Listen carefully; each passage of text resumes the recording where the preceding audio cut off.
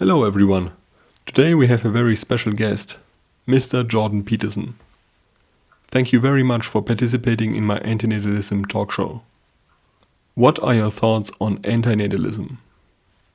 Well, look at the world. I mean, you look around the world, it's nothing but a bloodbath. It's just suffering everywhere. Everything eats everything, and people die terribly, and they're cruel to one another, and the whole mess is nothing but a constant haul of terrible carnage and ruin and wreck.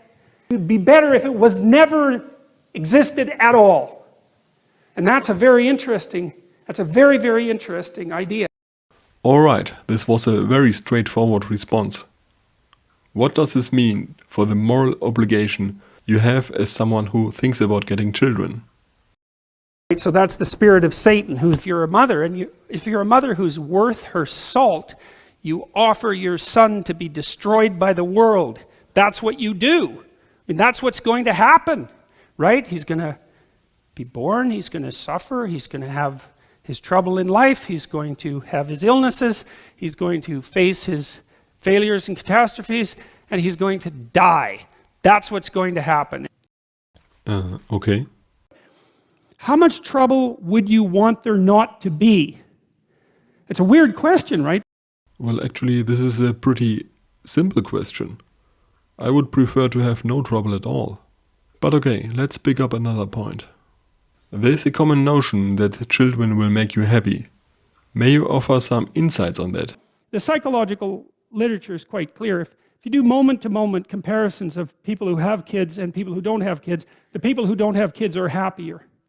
And so psychologists who tend to get things wrong even when they make intelligent discoveries like that one, immediately, some of them, jump to the conclusion that because happiness is the goal, that, well, there's something about children that make you unhappy, and that's not good. It's like, well, wait a second, maybe that's the wrong metric. It's like, of course you're less happy once you have children because you have to worry about them.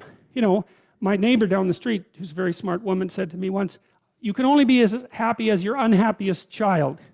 And which I thought was really good, that's really smart. Great for happiness, man, if it comes along, you should be thrilled that it's visiting you.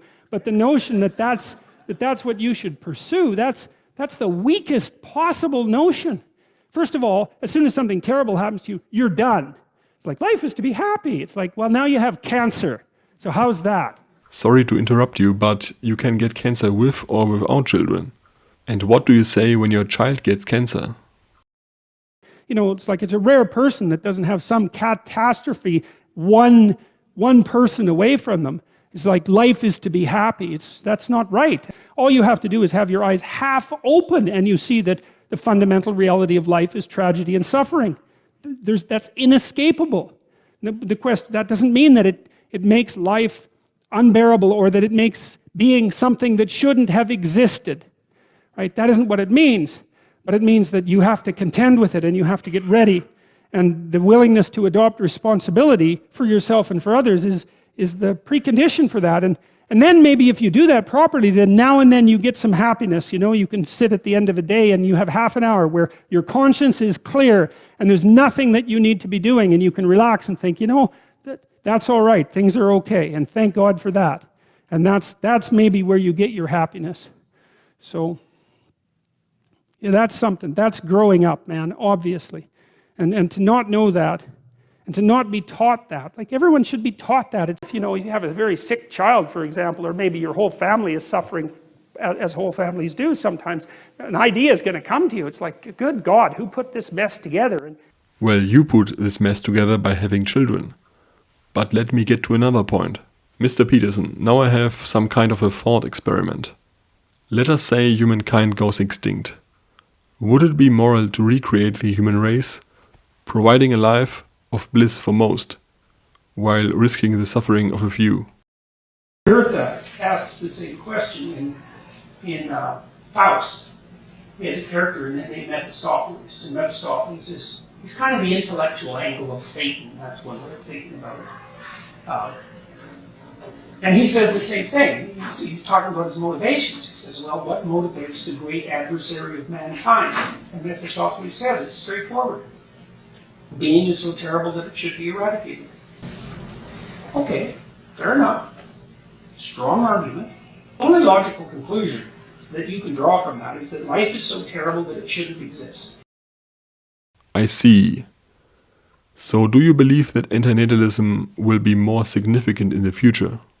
Well, what do you mean by believe?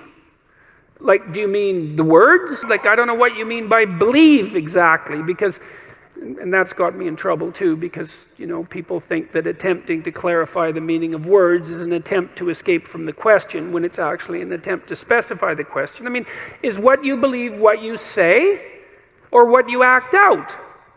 Now, you know, I would say to some degree it's both, but if push comes to shove, as far as I'm concerned, what you believe is what you act out, not what you say. And then, you know, and if you're an integrated person, then what you act out and what you say are the same thing, and then you're a person whose word can be trusted, right? Because what you say and what you do are isomorphic, they're the same thing. But belief is instantiated in action. Okay, please wait. You just said belief is instantiated in action. At the same time, you made strong arguments against procreation. Yet you happen to be a father of two. I guess antinatalism is a philosophy you came upon after becoming a parent. Now, what do you think is the best option for those already existing? You're screwed no matter what you do.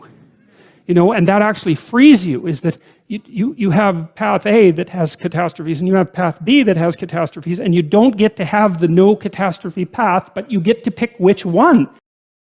Thank you for talking to me, Mr. Peterson. This was a very insightful conversation.